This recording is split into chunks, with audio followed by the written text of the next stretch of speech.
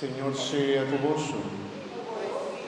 Proclamación del Evangelio de Jesucristo según San Mateo.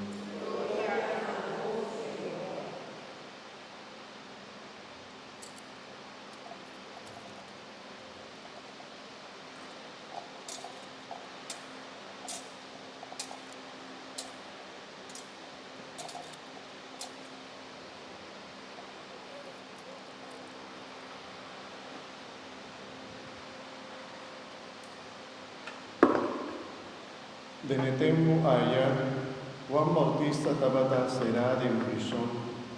Ora él attende lo que el Cristo estaba da hacer. Pa medio di 12 sus discípulos, él manda dice a Jesús: Ta volta su come stai bene, o non me stai guardando un otro.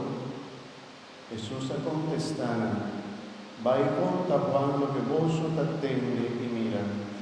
Ciego te mira, ende cojo te cana.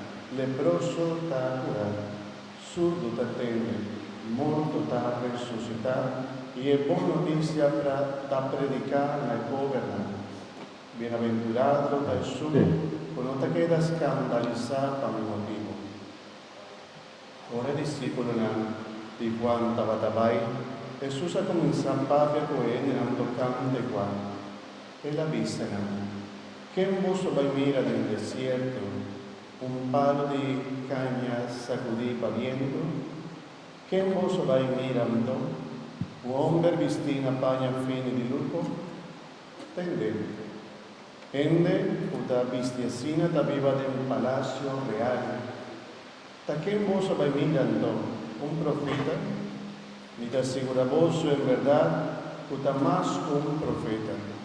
Pensá que tal hombre de que te está escribida en Santa Escritura. Mira, mi te manda mi mensajero por delante, que en lo prepare camino delante di vos.